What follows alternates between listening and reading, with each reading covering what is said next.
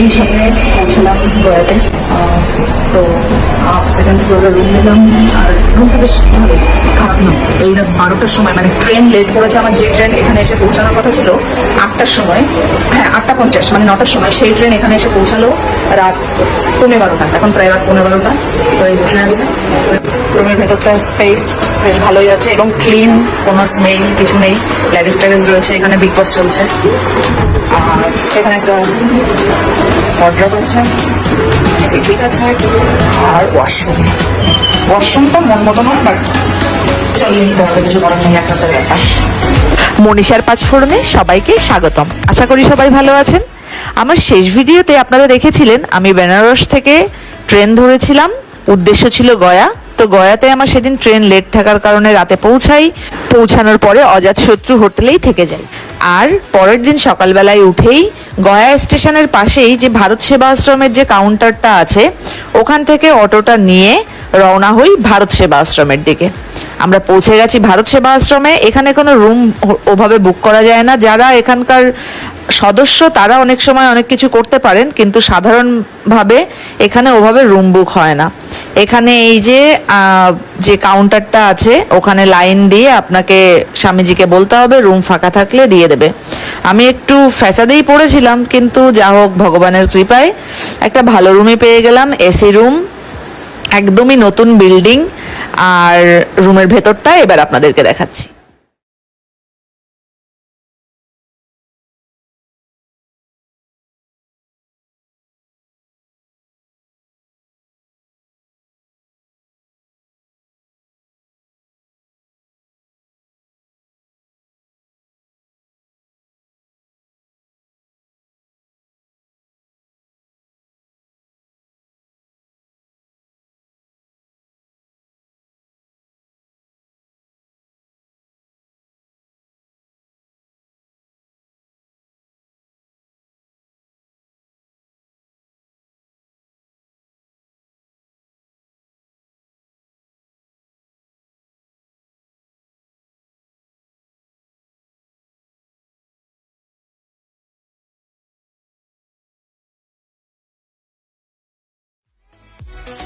রুমে এসে স্নান করে ফ্রেশ হয়ে চলে গেলাম দুপুরের খাবারের টোকেন নিতে।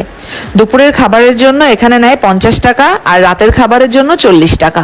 ভোজনালয়টা আমাদের একদম বিল্ডিংয়েরই সামনে ছিল। স্নান করে ফ্রেশ হয়ে বাবা, মা, আমি চলে গেলাম দুপুরের প্রসাদ গ্রহণ করতে। তো আপনাকে ওখানে থালা বাসন সবই দেওয়া হবে, শুধু টোকেনটা এই কাউন্টারটাতে জমা দিতে হবে। দেওয়ার পরে আপনি থালা বাসন নিয়ে ওখানকার প্রসাদ গ্রহণ করতে পারবেন। চলুন তারপর ভেতরটা দেখে নিই। দুপুরবেলায় খাওয়ার পর একটু রেস্ট নিয়ে অটো রিজার্ভ করে বেরিয়ে পড়লাম গয়ার আশেপাশে কি কি আছে সেগুলো দেখার জন্য। বোধগয়া, মহাবোধি মন্দির, বিষ্ণুপদ টেম্পল, দুর্গা মন্দির, আরও যেসব মন্দিরগুলো আছে সেটা মোটামুটি 3-4 ঘন্টার মধ্যে আমরা অল্প অল্প করে দেখে নিলাম। রাতে তাড়াতাড়ি খেয়ে দিয়ে ঘুমিয়ে পড়লাম, কারণ পরের দিন অনেক সকাল সকাল উঠতে হবে, কারণ পরের দিন আমরা পিণ্ড দেওয়ার প্ল্যান করলাম। আর এখানে মহারাজ বলেছিলেন যে ভোর 4টে থেকে উঠে জুতো দিয়ে লাইন রাখা হয়। এইটা শুনে একটু অবাক লাগলেও সত্যি সত্যিই ভোরবেলায় উঠে টের পেলাম এর আসল মাহাত্ম্যটা কি। তো ভোর 4টায় উঠে স্নান টান করে এই যে আমি জুতো দিয়ে লাইন রেখে গেছিলাম। আমার লাইন 7 নম্বরে ছিল। তো যখন এই ভোরবেলায় উঠেছিলাম তখন এদিকে ছিল অন্ধকার, ভোরবেলায় কেউই ছিল না। মহারাজ বসেছিলেন পুজোয়, আর আমি বসে সেই আরতিতে যোগদান করলাম। আর এই সকালে এই ঘুম থেকে তোলানো হচ্ছিল ভগবানকে। এখানে তখন কেউই বসেছিল না, সবাই জুতো টুতো রেখে আবার ঘুমাতে চলে গেছিল। কিন্তু আমি যেহেতু একবারে স্নান করে রেডি হয়ে এসেছিলাম, তাই বসে এখানের আরতিই দেখছিলাম। মনটা ভালোই লাগছিল। সকালে যেহেতু আমি মন্দির চত্বরে বসেছিলাম, তো মহারাজ দিলেন আমাকে একটা কাজটা হলো পুজোর ফুল তোলার। তো সেটা পেয়ে যেন মনটা আনন্দে নেচে উঠলো।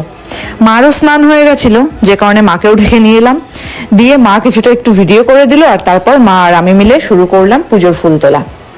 তো এবার আসি পিণ্ডদানের কিছু নিয়ম সম্পর্কে। মহারাজ ওখানে আপনাকে পুরো পিণ্ডদানে যাওয়ার আগে 1 ঘন্টা মতন আপনাকে এর একটা বিস্তর আলোচনা আপনাদের সাথে করবে। মেইনলি সে আপনাদেরকে বলে দেবে যে কি কি নিয়ম না নিয়ম, তবুও তার কিছুটা আমি বলে রাখি। প্রথমেই আপনার কাছ থেকে একটা পুরোহিত 350 টাকা নেবে। একজন পুরোহিত সাধারণভাবে 3টে বা 4টে ফ্যামিলিকে নিয়ে যায় এই পিণ্ডদানের জন্য। তো এই যে 350 টাকা প্রথমেই ভাগ হয়ে যাবে, 200 টাকা নিয়ে নেবে একদম গেটের বাইরেই পান্ডা, আর 150 টাকা হলো আপনার ভুজি কেনার জন্য। তার মানে কিন্তু পুরোহিতের কাছে কোনো টাকা থাকছে না। আর এবার আসি পান্ডার কথায়। পান্ডা হলো গয়ার যে সকল সম্পত্তি, সেই সম্পত্তির অধিকারে থাকে পান্ডা। তো আপনি যে পিণ্ডদান করবেন, পান্ডাকে দান ছাড়া অনেকটা বলতে পারেন পিণ্ডদান অসম্পন্ন, কিন্তু ব্যাপারটা এরকম নয়। এটা যেরকম বলা হয় সেরকমই, যদি আপনার কাছে পান্ডা অহেতুক অনেক টাকা চেয়ে বসে, যেটা আপনি দিতে পারবেন না বা আপনার ক্ষমতা নেই, বা আপনি যেটা মনে করছেন যে না এটা মানুষের চাওয়া উচিত না, সেখানে মহারাজ একটা জিনিস বললেন যে পিণ্ডদান আপনার হাত থেকে হচ্ছে, পান্ডার হাত থেকে নয়। এটা কোনো শাস্ত্র মতে কিছু নেই যে আপনাকে পান্ডার হাত থেকেই দানটা করাতে হবে। সেহেতু আপনার সঙ্গতিতে থাকলে আপনি যদি পান্ডা সন্তুষ্ট হলো তো হলো, আর না হলে যদি খুব একটা বড় অ্যামাউন্ট চেয়ে বসে যেটা আপনি দিতে পারবেন না, পিণ্ডটা নিয়ে মন্দিরের যে কোনো এক জায়গায় রাখবেন, রেখে চলে আসবেন। এটা আমার কাছে বেস্ট লেগেছে। কিন্তু হ্যাঁ, অবশ্যই যদি আপনি একটা কাজে গেছেন, পুজোর কাজে, বা এই যে সবাই যাতে সন্তুষ্ট থাকে সেই চেষ্টাটা আমাদের অবশ্যই করা উচিত। কিন্তু যদি সেটা আপনার সঙ্গতির বাইরে হয়, তাহলে এটা হলো তার একটা সেকেন্ড অপশন। এরপর মেইনলি এই পিণ্ডটা হয় 3 জায়গাতে, যদি এটা সাধারণ মৃত্যু হয়, স্বাভাবিক মৃত্যু। প্রথম হয় ফল্গু নদীর তীরে, দ্বিতীয় বিষ্ণুপদ মন্দিরে, তৃতীয় অক্ষয়বট মন্দিরে।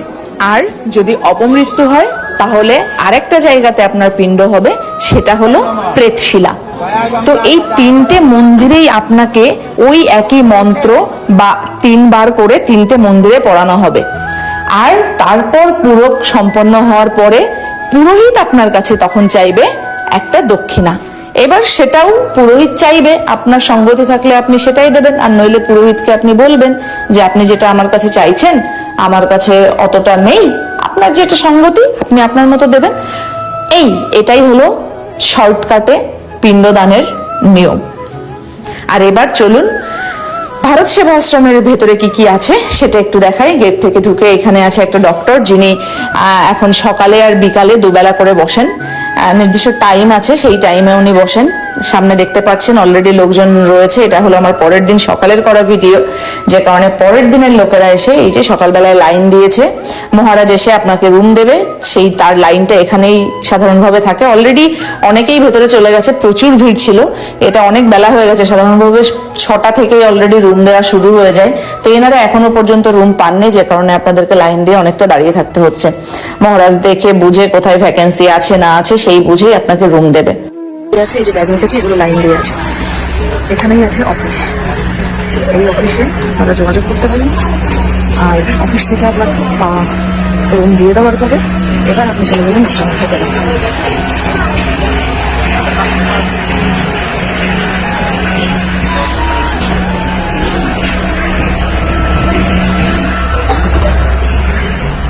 আশ্রমের ভেতরে আপনার রুম পাওয়ার পরে ঢোকার পরে এই যে দেখতে পাচ্ছেন একটা জুতোর লাইন, এটা 4টে থেকে লাইনটা পড়ে যায়। যারা হিন্দু দিতে এসেছেন, কে আগে দাঁড়াবে না দাঁড়াবে, আপনি জুতোর লাইনটা দেখতে পাবেন এইভাবে। এই যে দেখুন আমার জুতো রয়েছে এখানে। আর এই অফিস থেকে এখান থেকে দেওয়া হবে পিন্টোর কাউন্টার, পিন্টোর থেকে যে নাম্বারগুলো দেওয়া হবে। আর ঠিক এখানটাতে পাবেন আপনি ভোগের দোকান, দেখুন যে চেয়ারগুলো রয়েছে।